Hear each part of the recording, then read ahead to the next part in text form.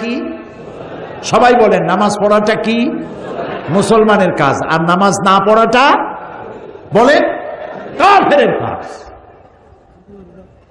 লা দীনা লিমান লা সালাতা লাহু, যার কাছে নামাজ নাই তার কাছে দ্বীন নাই, ঈমান নাই, চরিত্র নাই, কিছুই নেই। নবী করিম সাল্লাল্লাহু আলাইহি ওয়াসাল্লামের জীবনের শেষ নামাজও তিনি জামাতে আদায় করেছিলেন। সুবহানাল্লাহ। দুইজন সাহাবীর কাঁধের উপরে ভর করে তিনি মসজিদে নববীতে প্রবেশ করেছিলেন এবং খুতবা দিতে গিয়ে বললেন, আল্লাহ তাআলা এই পৃথিবীর সমস্ত সম্পদ, জাগতিক সম্পদ তার এক বান্দাকে তিনি দিতে চেয়েছিলেন, কিন্তু তিনি সেই সমস্ত সম্পদকে উপেক্ষা করে তিনি আল্লাহর কাছে ফিরে যাওয়া পছন্দ করেছেন। কেউ কিছু বুঝতে পারে নাই। হযরত আবু বকর রাদিয়াল্লাহু তাআলা আনহু তিনি কাঁদতেছিলেন। তিনি বুঝতে পেরেছেন এই পৃথিবীর সমস্ত জাগতিক সম্পদ আল্লাহ তাআলা দিতে চেয়েছেন তার নবী মুহাম্মদুর রাসূলুল্লাহ সাল্লাল্লাহু আলাইহি ওয়াসাল্লামকে, আর তিনি সব কিছুকে পরিত্যাগ করে আল্লাহর সাথে দিদারের জন্য তৈরি হচ্ছেন। তার অর্থ হলো আমরা এতিম হয়ে যাব, তিনি বিদায় হয়ে যাবেন। আল্লাহর নবী বক্তব্য রেখে হযরতে আয়েশা সিদ্দিকা রাদিয়াল্লাহু তাআলা আনহা হুজরার ভিতরে তার ঘরে প্রবেশ করলেন। ইন্তেকালের 5 দিন আগে থেকেই প্রচন্ড জ্বরে তিনি আক্রান্ত ছিলেন, মাথায় যন্ত্রণা ছিল, গায়ে ভীষণ জ্বর ছিল। ইন্তেকালের দিন যতই ঘনায় এলো ততই তিনি বেশি ক্লান্ত হলেন, বেহুশ হন, আবার হুঁশে আসেন। রাতের বেলায় হযরত আয়েশা সিদ্দিকা রাদিয়াল্লাহু তাআলা আনহাকে প্রশ্ন করলেন, আয়েশা রে, মসজিদে নববীতে এখন কি হচ্ছে?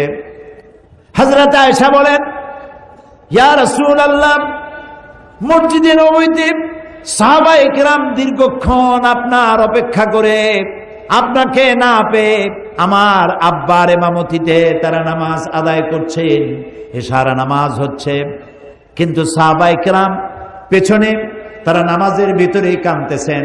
তাদের ধারণা হয়েছে রসুলের মেহরাবের ভিতরে, রসুলের মুসাল্লায় হযরতে আবু বকর যখন দাঁড়ায় গেছেন, আমরা এতিম হয়ে গেলাম, আল্লাহ রসুলের পেছনে নামাজ পড়া বোধহয় আর কিসমতে হবে না।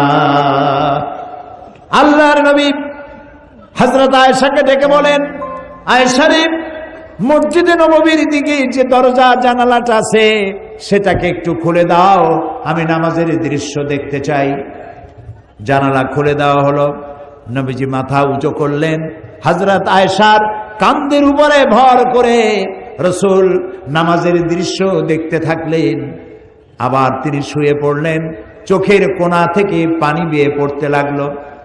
হযরত আয়েশা বলেন, ইয়া রাসূলুল্লাহ, নামাজের দৃশ্য দেখে কাঁদেন কেন? রাসূল বলছেন, আয়েশা গো, এই নামাজের জামাতকে প্রতিষ্ঠা করার জন্য তায়েফের ময়দানে অনেক রক্ত ঝরেছে আমার, ওহদের ময়দানে দান দান শহীদ হয়েছে, সাহাবায়ে কেরাম জীবন দিয়েছে। আজ এত কষ্টের পরে যে জামাত প্রতিষ্ঠা হলো, আমার এই চোখের পানি কোনো দুঃখের পানি নয়, এটি আমার তৃপ্তির পানি। আমার মনে হলো কিয়ামত পর্যন্ত আমার উম্মতেরা এইভাবে করে তারা জামাতে নামাজ আদায় করবে। নবীজি আবার বেহুশ হয়ে পড়লেন। আজ আর সাহাবীরা একজনও মসজিদে নববী থেকে কেউ বাড়ি যায় নাই। মসজিদে নববীর ভিতরে বসে তারা কাঁদছেন, না জানি কখন আল্লাহর নবী বিদায় হন। ভেতরে স্ত্রীরা আছেন। হযরত ফাতেমা সব থেকে বেশি কান্নাকাটি করছেন। নবীজি তার দিকে লক্ষ্য করলেন এবং কাছে আসতে বললেন। হযরত ফাতেমা যখন কাছে গেছেন, আল্লাহর নবী হযরত ফাতেমার কানে কি যেন বললেন। এই কি যেন বললেন শুনে হযরত ফাতেমার কান্না বন্ধ হয়ে গেল। হযরতে আয়েশা হযরত ফাতেমাকে ডেকে জিজ্ঞেস করলেন, ফাতেমা গো, আল্লাহর নবী তোমার কানে কি বললেন আর তোমার কান্না বন্ধ হয়ে গেল?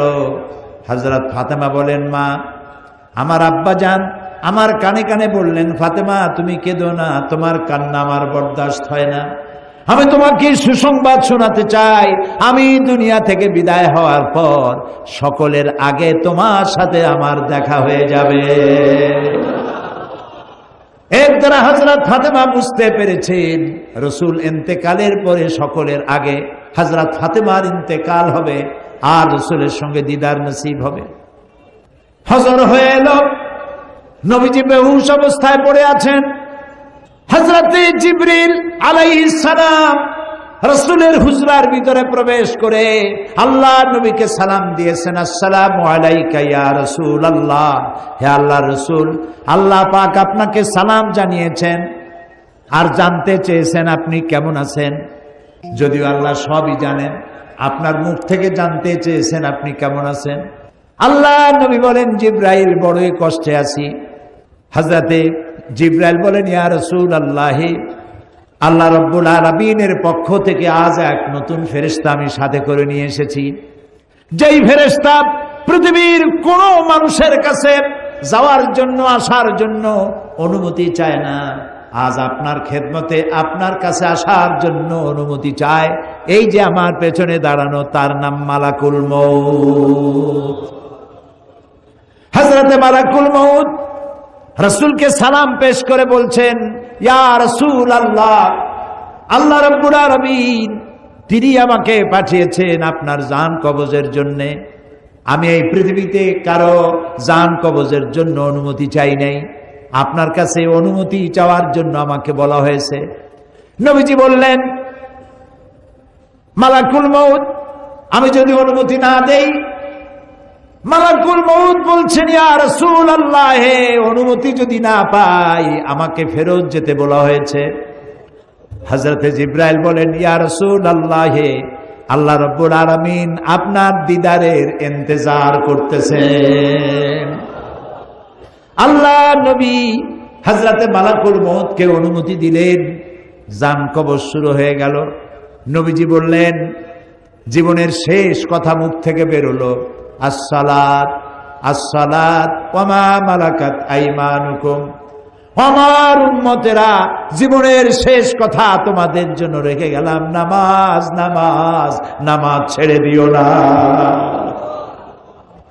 আল্লাহর নবী দুনিয়া থেকে চির জনমের মতো বিদায়ের সময় মেয়ের কথা বললেন না, নাতির কথা বললেন না, জামাইয়ের কথা বললেন না, স্ত্রীর কথা বললেন না, কারো কথা বললেন না। দুটি কথা বলেছেন, আমার উম্মতেরা নামাজ নামাজ, সালাত সালাত। আর তোমাদের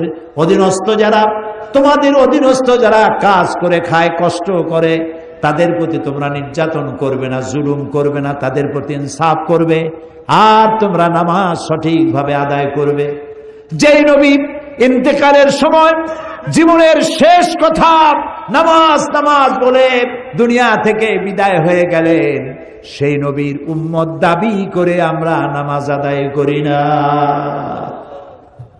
বিশ্বকবি আল্লামা ইকবাল বলেছেন, মসজিদ মে মরসিয়া খায়ে কে নামাজি না রহি, याने वो साहिबे औसाफे हिजाजी न रही। মসজিদ আজ চিল্লাচ্ছে, মসজিদ আজ কাঁদছে, কই সেই মুসল্লি?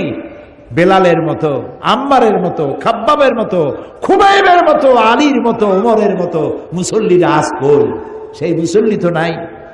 মসজিদ আছে, সে মুসল্লি নাই। প্রিয় ভাই সব, আজ যারা আমার সামনে বসে আছেন, আমি কি দাবি করতে পারি আজকের এই বিশাল জনসমুদ্র সিলেট শহরে মাঠ ঘাট রাস্তা সব বন্ধ হয়ে গেছে, কোরআন প্রেমিক কোরআন পাগলে ভরে গিয়েছে সিলেট? আমি কি দাবি করতে পারি যে আপনারা যারা নামাজ পড়েন না অথবা যারা পড়েন অনিয়মিত, যে রাসূল কিয়ামতে পরিচয় না দিলে সুপারিশ না করলে জান্নাতে যাইতে পারবো না, সেই রাসূলের দাবি তিনি নামাজ পড়ার জন্য বলেছেন, আল্লাহ 82 বার বলেছেন, এই নামাজ জীবনেও ছাড়বো না, এই ওয়াদাকে আজকের মাঠে আমরা কি করতে পারি? তাহলে দুহাত উঁচু করুন, বলেন, ইয়া আল্লাহ, তোমার পবিত্র নামে কোরআনের মাহফিলে শপথ করি, কসম করি, যতদিন পর্যন্ত মালাকুল মউত আমার মাথার কাছে না আসতেছে ততদিন পর্যন্ত ফরজ নামাজ, ফরজ রোজা আর ছেড়ে দেব না, আর ছেড়ে দেব না, আর ছেড়ে দেব না। এবার চিল্লায় বলেন, ইয়া আল্লাহ, আমার আজকের এই শপথ, আমার আজকের এই ওয়াদা, আমার আজকের এই কসম আমার মৃত্যু পর্যন্ত আমাকে পালন করার তৌফিক দাও। আমিন, আমিন, আমিন ইয়া রাব্বাল আলামিন। আল্লাহ তাআলা কবুল করুন, আমরা বলি আমিন। এরপরে মুমিনের ষষ্ঠ চারিত্রিক বৈশিষ্ট্য আল আমিরুনা বিল মারুফ। আল আমিরুনা বিল মারুফ, এটা হলো 6 নম্বর চারিত্রিক বৈশিষ্ট্য, অর্থাৎ ভালো কাজের জন্য আদেশ করা। ইয়ামুরুহুম বিল মারুফে ওয়া ইয়ানহাহুম আনিল মুনকার। সমস্ত নবীদের দায়িত্ব ছিল ভালো কাজের আদেশ করবেন, অন্যায় কাজে মানুষকে প্রতিবন্ধকতার সৃষ্টি করবেন।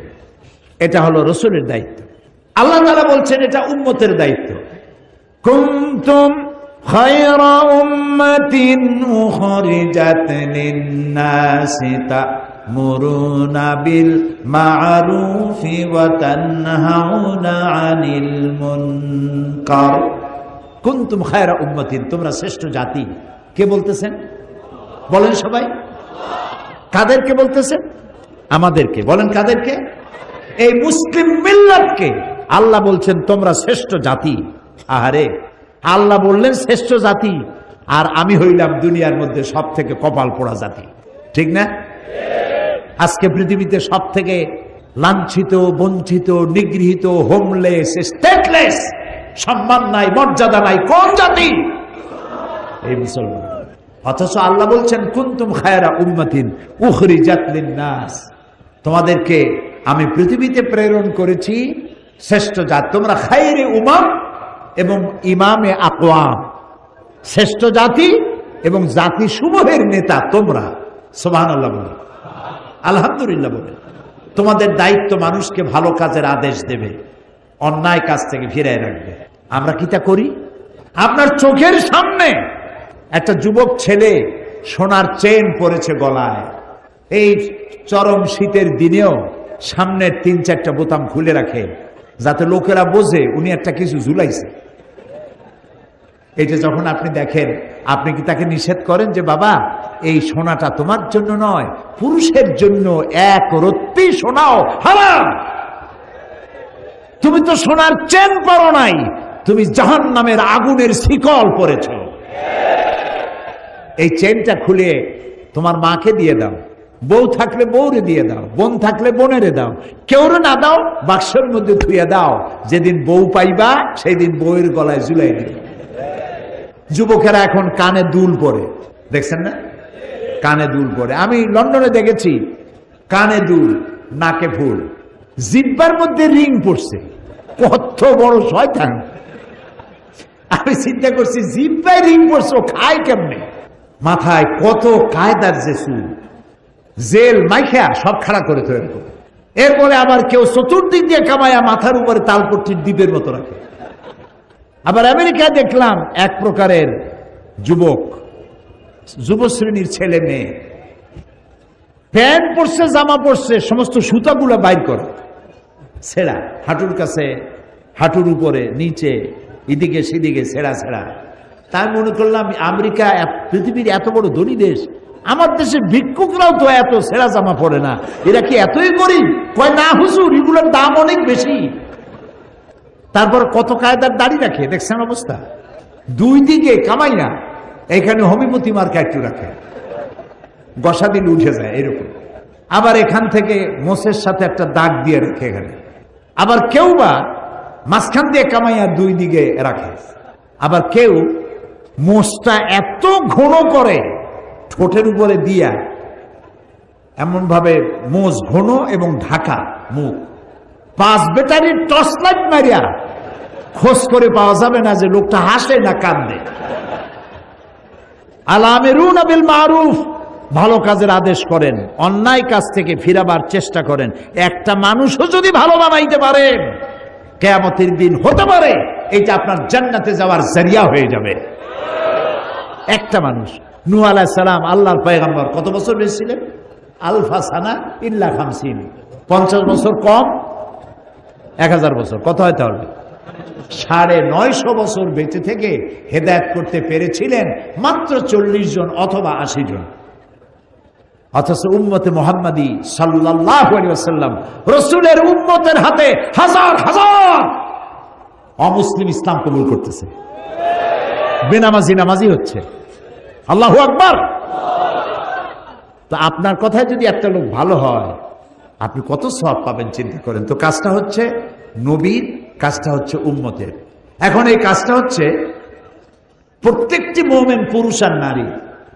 আল মুমিনুনা ওয়াল মুমিনাতু বা'দুহুম আউলিয়াউ বা'দ ইয়া'মুরুনা বিল মা'রুফি ওয়া ইয়ানহাউনা আনিল মুনকার।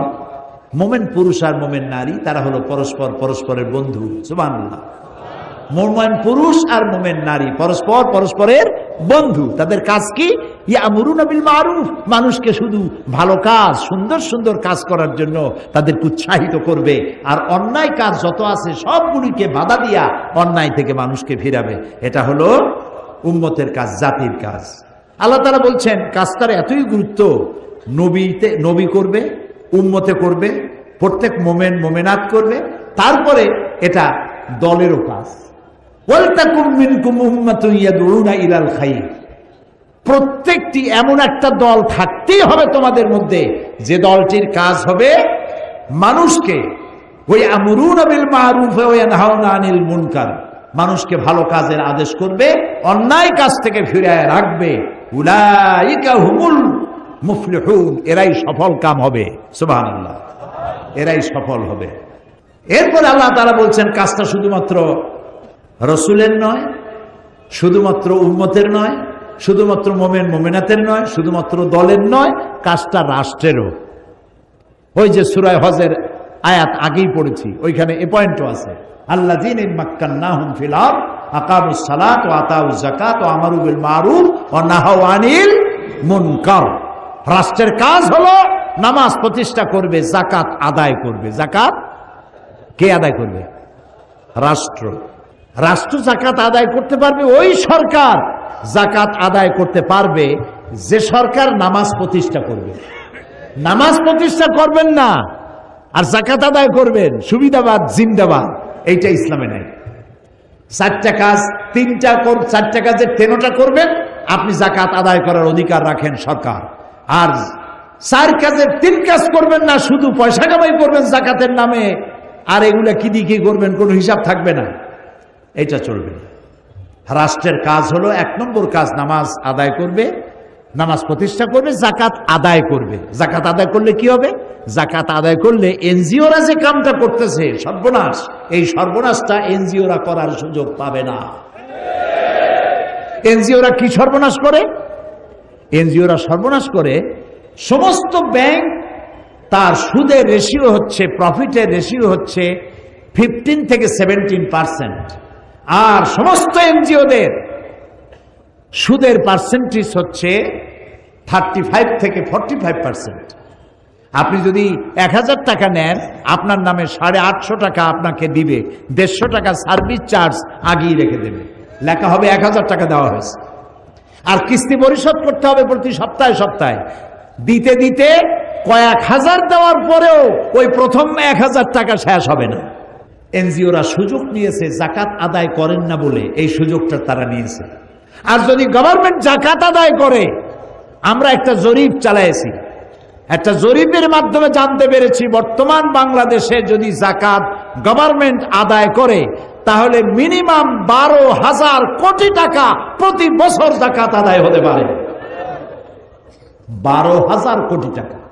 আর রয়েছে ওয়াকফ স্টেট। ওয়াকফ স্টেটের নামে লক্ষ লক্ষ একর জমিন, ভ্যালুয়েবল জমিন ভোগ করতেছে মোতোয়াল্লিরা বিভিন্ন জায়গায়। বাপের নামে দাদার নামে নিজের নামে ভোগ করতেছে, অথচ এটা অক্ষ করে একটা রাষ্ট্রে। রাষ্ট্র যদি সমস্ত অক্ষ স্টেটকে নিজের হাতে নিতে পারে, আর 12,000 কোটি টাকা যাকাত যদি কালেকশন করতে পারে, বাংলাদেশের দারিদ্র বিমোচনের জন্য, রিলিফ অ্যান্ড রিহ্যাবিলিটেশনের জন্য পৃথিবীর কারো কাছ থেকে একটি টাকাও আনার দরকার না,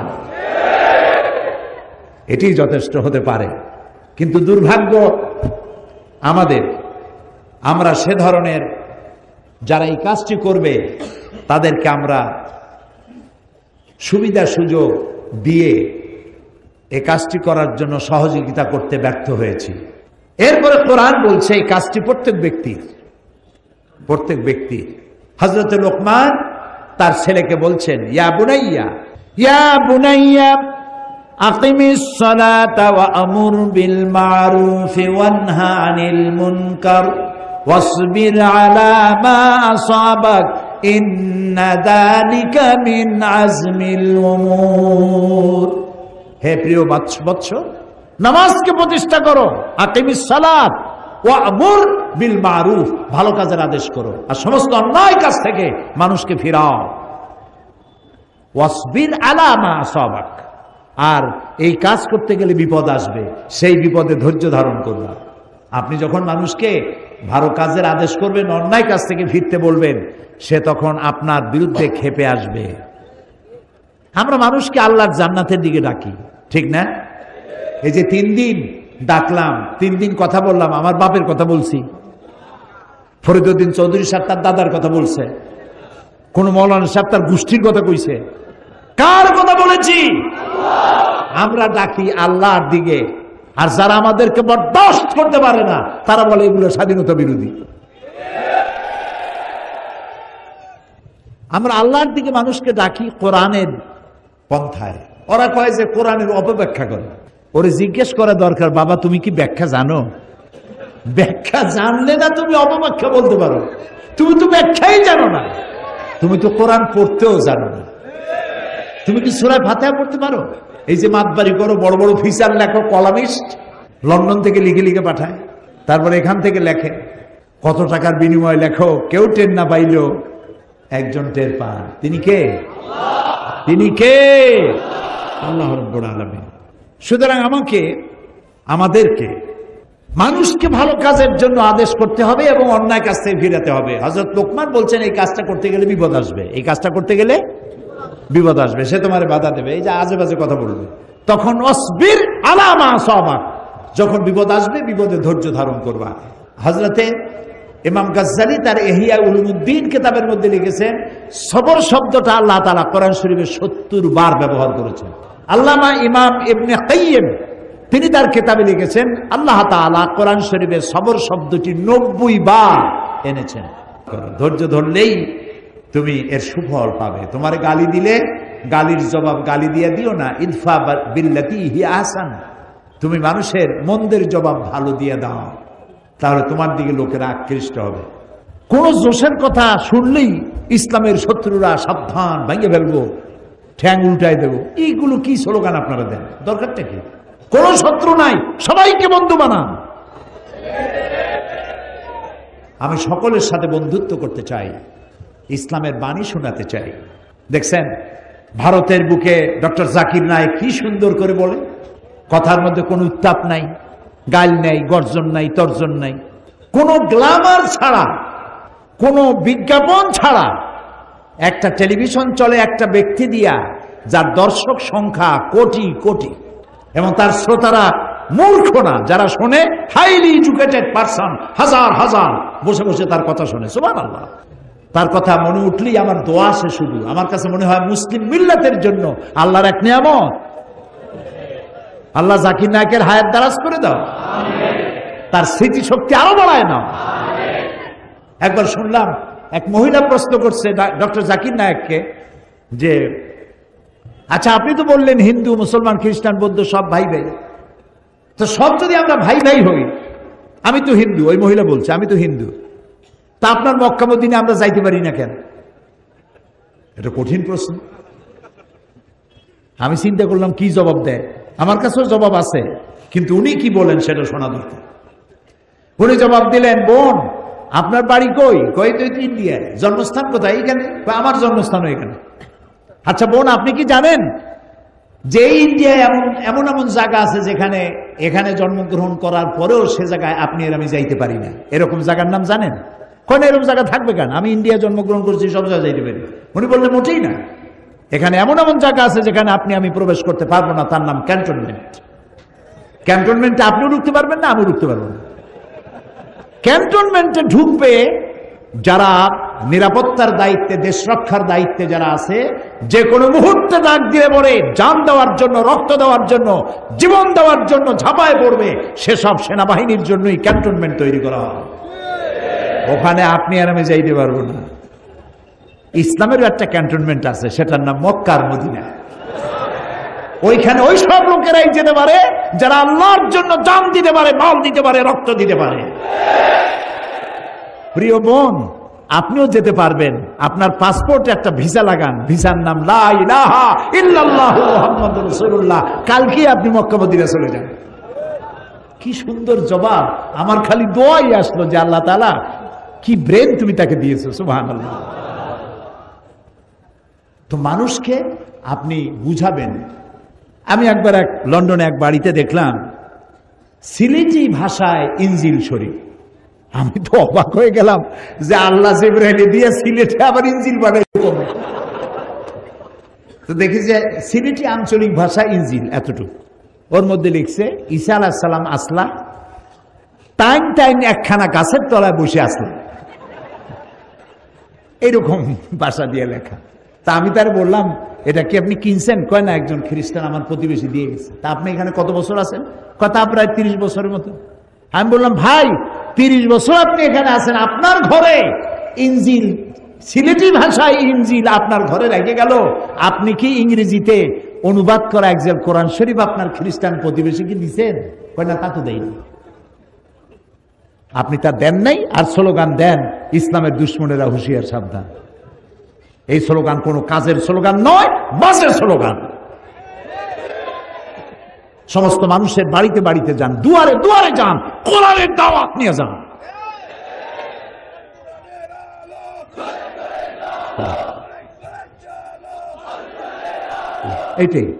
এইটাই স্লোগান, এটাই গ্রহণযোগ্য স্লোগান।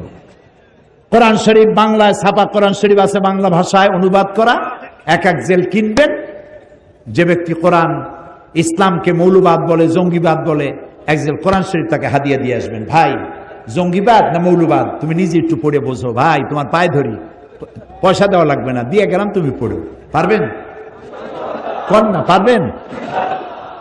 নামাজের হাকিকত, রোজার হাকিকত, ইমানের হাকিকত, ইসলাম পরিচিতি, সত্যের সাক্ষ্য, বুনিয়াদী শিক্ষা, একমাত্র ধর্ম, ভাঙ্গা গড়া, এই ছোট্ট ছোট্ট বই, এক একটা বই এক একটা বিপ্লব সৃষ্টি করে দিতে পারে। এসব বইগুলি কেনেন, মানুষকে হাদিয়া দেন। বইয়ের চাইতে উত্তম হাদিয়া পৃথিবীতে আর কিছু নাই। যত গল্পগুজবের বই, এই যে 21শে ফেব্রুয়ারি বই মেলা, খারাপ না, বাংলা ভাষার চর্চা হচ্ছে। বাংলা ভাষা আমার মায়ের ভাষা, আর ভাষা হচ্ছে নিয়ামত। ওমিন আয়াতিহি ইখতিলাফে আলসিনাতিকুম ওয়া আলওয়ানুকুম। আল্লাহ তাআলার নিদর্শনাবলীর মধ্যে এটাও নিদর্শন যে তিনি অনেক ভাষার সৃষ্টি করেছেন, অনেক রঙের মানুষও সৃষ্টি করেছেন। সৈয়দ মুজতবা আলী, বাড়ি বোধহয় মৌলভীবাজারে, মারা গেছেন। খুব সুন্দর সুন্দর বই লিখে গেছেন তিনি লিখছেন বাংলা ভাষার জন্ম হয়েছে নদিয়া শান্তিপুরে, চট্টগ্রামে বাংলা ভাষা ইন্তেকাল ফরমাইয়াছে, কুলখানি হয়েছে নোয়াখালীতে, 40 হয়েছে সিলেটে। রাগ করতেছেন না তো? আপনাদের লোকেরা লিখছে, আমি লিখি না। সৈয়দ মুজতবা আলীর লেখা। বাংলা ভাষা আমার মায়ের ভাষা, আমি গর্ব করতে পারি আমার ভাষা পৃথিবীর আরবির পরেই আমার কাছে সব থেকে বেশি মর্যাদার ভাষা আমার মায়ের ভাষা, বাংলা ভাষা। 21শে ফেব্রুয়ারি উপলক্ষে বই মেলা হয়েছে। কয়টা ইসলামী দোকান সেখানে জায়গা পেয়েছে আমি জানি না। সমস্ত গল্পের বই আছে, নাটকের বই আছে। গল্প আর নাটক কি কি শিখায়? রাজার মেয়ের সাথে কোতোয়ালের ছেলের বন্ধুত্ব হলো, প্রেম, গভীর প্রেম, গাঢ়। এই প্রেমে দুজন পাগল, রাত নাই দিন নাই, তারা 10 দিগন্তে দিল উড়াল। তারপরে কি হলো, তারপরে কি হলো, তারপরে কি হলো, তারপরে কিছুই হলো না, বই শেষ হয়ে গেল। লা হাওলা ওয়ালা কুওয়াতা ইল্লা বিল্লাহ। এই বই পড়িয়া কি লাভ আপনি বলেন আমাকে, কি লাভ, কি শিখলেন? তারপরে কবিতার বই, আগে তো কবিতা ছিল, কি সুন্দর সুন্দর কবিতা ছিল। মসজিদের পাশে আমার কবর দিও ভাই, যেন সকাল সন্ধ্যে মুয়াজ্জিনের আজান শুনতে পাই। রবীন্দ্রনাথের 2 বিঘা কবিতা পড়ে আমি ছোটবেলায় কেঁদেছি। 2 বিঘা জমিন, এত সুন্দর কবিতা আমার মনে নেই এখন, আমি পড়ে কাঁদছি। তার কাবুলিওয়ালা গল্প পড়ে কাঁদছি। বাংলা ভাষার এগুলি শ্রেষ্ঠ সম্পদ, এগুলির মধ্যে শেখার আছে। এই কবিতার ছন্দ ছিল, তাল ছিল। এখনকার কবিতা কি? এগুলো কবিতা না বলে গবিতা বলা যায়। গদ্যের গ আর কবিতার বিতা, দুইটা মিলে গবিতা, তো গবিতা হয়ে গেছে। কিরকম? সিলেট দিয়া মাজার জিয়ারতে চললাম, শকুন আর কাকেরা তখন মৌলভীবাজার দিয়া সুনামগঞ্জ যাচ্ছিল, আর লন্ডনে তখন তুষারপাত হচ্ছিল -6। এই কবিতার আগাও নাই, মাথাও নাই। এইসব বই বিক্রি হচ্ছে, দেধারসে বিক্রি হচ্ছে। প্রিয় ভাই সব, কোরআন পড়েন, হাদিস পড়েন, ইসলামী সাহিত্য পড়েন, ইতিহাস পড়েন, ভূগোল পড়েন, বিজ্ঞান পড়েন, জ্ঞানকে সমৃদ্ধ করেন। গল্প নাটক আপনাকে কিচ্ছু শিখাবে না। আপনাকে শেখাবে ইতিহাস, শিখাবে ভূগোল, শিখাবে সংস্কৃতি, শিখাবে আপনাকে নতুন প্রযুক্তি, শিখাবে কম্পিউটার, ইমেইল, ইন্টারনেট, ওয়েবসাইট। এগুলি আপনাকে শেখাবে, শিক্ষা দেবে গোটা দুনিয়া। আনলিমিটেড পেজ খুঁজে পাবেন। মাসলা মাসাইলের ব্যাপারে কিছু তালাশ করবেন, বাটন টিপবেন, হাজার হাজার মাসলা বেরিয়ে আসবে, আয়াত আসবে, হাদিস আসবে। শিখতে থাকেন, কোরআন শেখেন, হাদিস শেখেন। এই জন্য বলছিলাম যে যখনই আপনি মানুষকে দিনের এসব দাওয়াত দিবেন, তখন আপনার বিরুদ্ধে কিছু কথাবার্তা উঠবে। যত কথা উঠুক, আপনি সে কথায় কান দিবেন না, আপনি সবর ইখতিয়ার করবেন। কি করবেন বলেন? সবর। আমার কোনো শত্রু নাই, সবাই আমার বন্ধু হবে, আলহামদুলিল্লাহ বলেন। আমি কারো সাথে শত্রুতা করতে চাই না, সকলকেই বন্ধুত্বের হাত বিস্তার করে দিতে চাই। যুবকেরা, তরুণেরা, ইসলাম তোমাদের শ্রেষ্ঠ আশ্রয়স্থল। ইসলাম তোমার চরিত্র গড়ে দিতে চায়। ইসলাম তোমার সুন্দর ভবিষ্যৎ বিনির্মাণ করতে চায়। ইসলাম তোমাকে পৃথিবীতে প্রতিষ্ঠিত করতে চায়। কিয়ামতের দিন তোমাকে দিয়ে আল্লাহ তাআলা তার জান্নাত ভরে দিতে চান। ফিরে এসো যুবকেরা, তরুণেরা, ফিরে এসো। এক বাঘ ছিল ক্ষুধার্ত। ক্ষুধার্ত বাঘ অনেক দিন ক্ষুধা, খাবার কিছু পায় নাই। হঠাৎ করে দেখলো ভেড়ার একটা পাল। একটা ভেড়াকে টার্গেট করে বাঘ ছুটতে যাবে, তখন দেখলো ভেড়ার পালের মধ্যে একটা বাঘের বাচ্চা ভ্যা ভ্যা করে সেও দৌড়াচ্ছে। বাঘ চিন্তা করলো, আমার স্বগোত্রীয় বাঘের বাচ্চা ভেড়ার সাথে দৌড়ায়, এ কি আশ্চর্য কথা। ওর ক্ষুধা টুধা মিটে গেছে। ভেড়ারে টার্গেট বাদ দিয়া বাঘের বাচ্চারে টার্গেট করছে। দৌড়াই গিয়ে ওরে ধরছে, চাপিয়া ধরে কামড়াইয়া নিয়ে আসছে জঙ্গলের মধ্যে। বাঘে, বিড়ালে, শিয়ালে তার বাচ্চা কামড়ায় আনে, দেখছেন না? ও তো কোলে নিতে পারে না, কামড়ায় আনে। তো কামড়ায় যে দাঁত বসায় না, ওইভাবে আদর করে নিয়ে আসছে। আসিয়া বলতেছে, এই তুই ভেড়ার দলে গেছিস কেন? তুই তো আমার বাচ্চা, আমার বাঘের বাচ্চা, তুই ভেড়ার দলে কেন? কয় না, আমি তো ভেড়া। কয় না, তুই ভেড়া না, তুই বাঘ। কয় হ্যাঁ, আমি ভেড়া।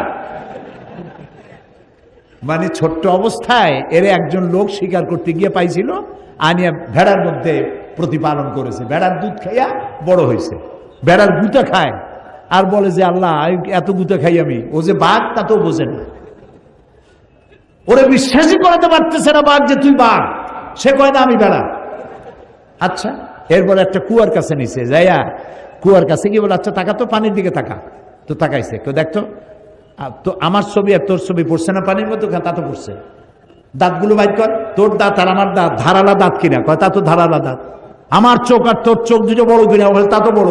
আমার গায়ে যেমন হলুদ আর কালো ডোরা ডোরা আছে, তোর গায়ে আছে না ওইরকম বাংলা লিঙ্কের মতো আছে?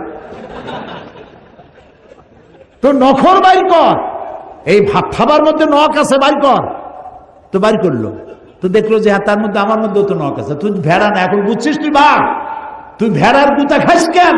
তুই হুঙ্কার মার, ভেড়ার পাল দৌড়ে চলে যাবে।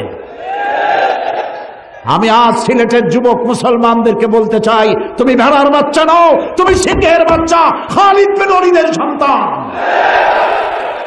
তুমি শাহজালালের সন্তান, তুমি শাহ মখদুমের সন্তান।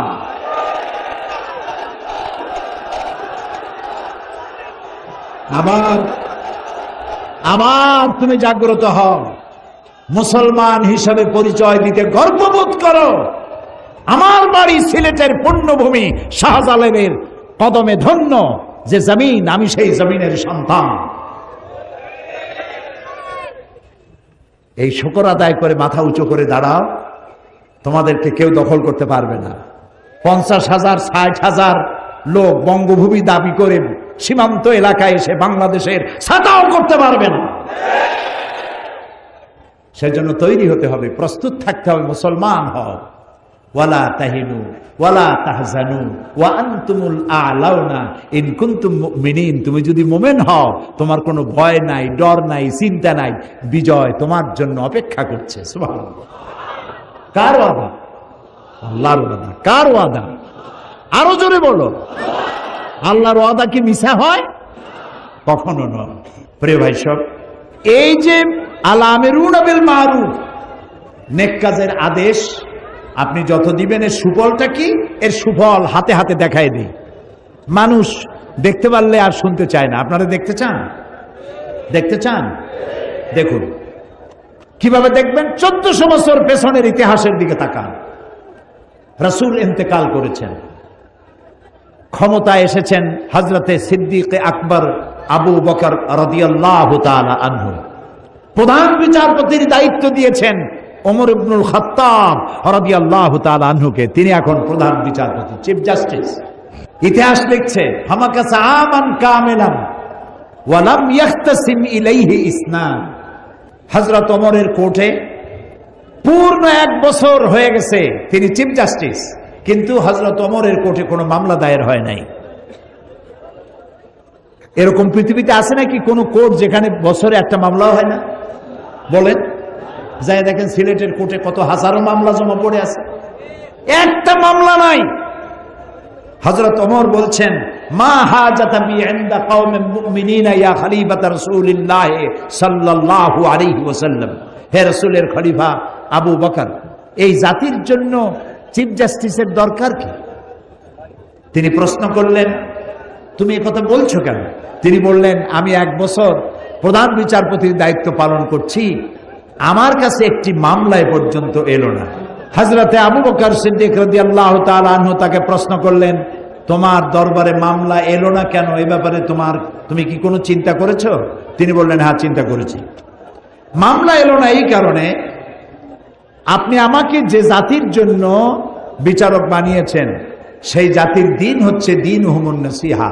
সে জাতির দিন হচ্ছে নসিহা, কল্যাণ কামনা করা।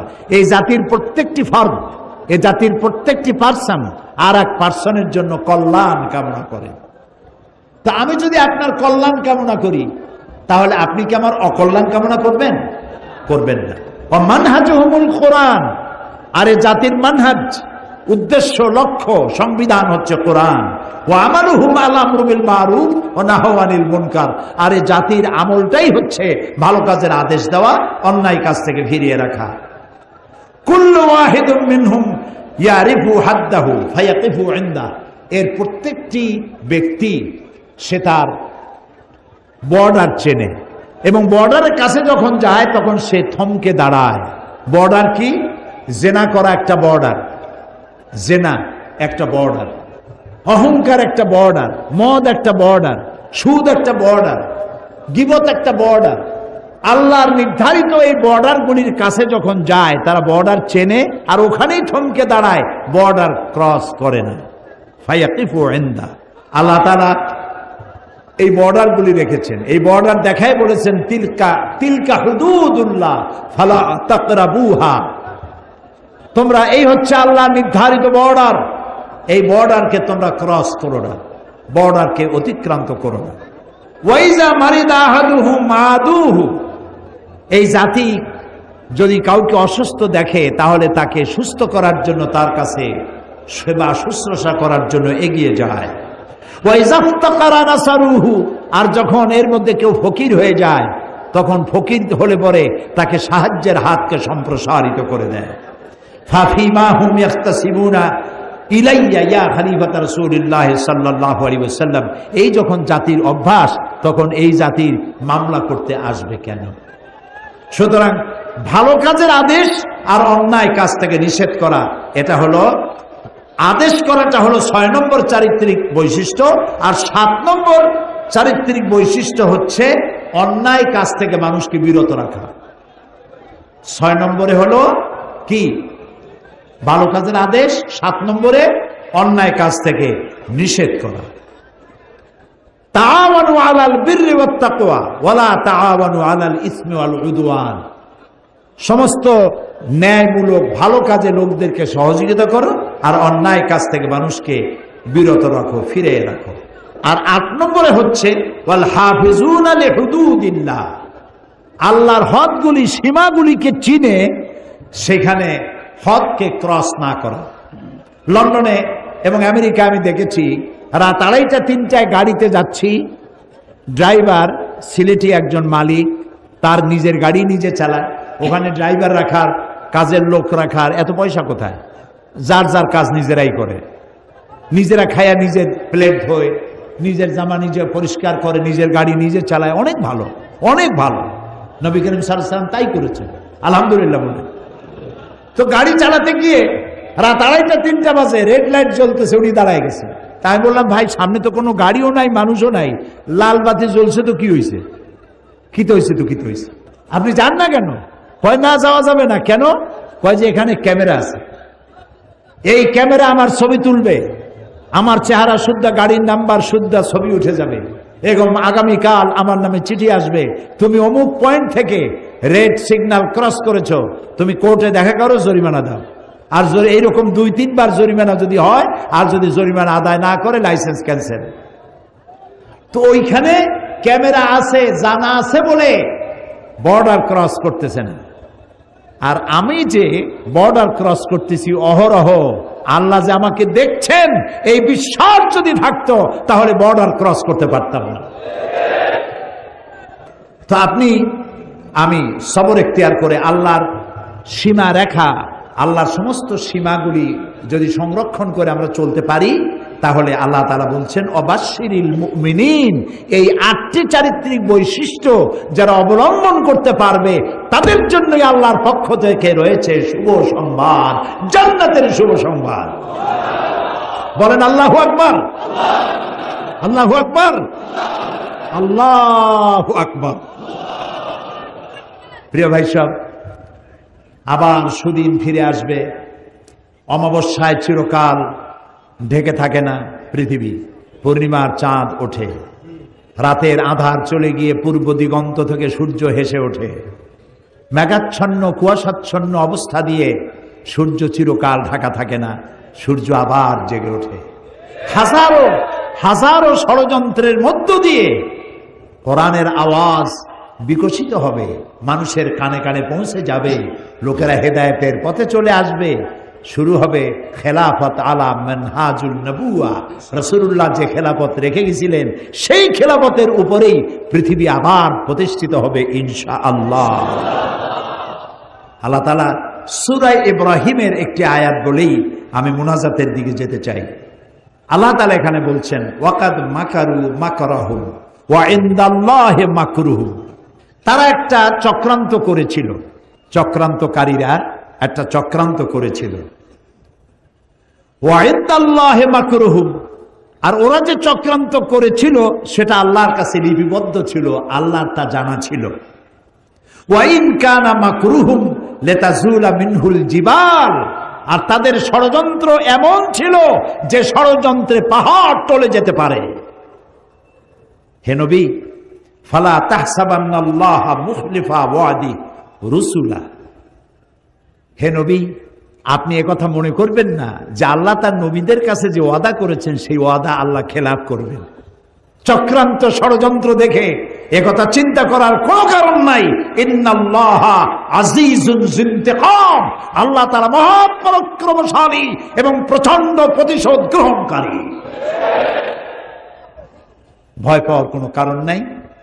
সিলেটের প্রাণবন্ত দামাল ছেলেরা, তোমাদের সমস্ত শরীরে যাদের রক্ত ডগবগ করে যৌবনের মুসলিম রক্ত, কোরআন সম্পর্কে ধারণা নাই, দোষ তোমার না, দোষ হচ্ছে সিস্টেম অফ এডুকেশনের, লেখাপড়ার দোষ।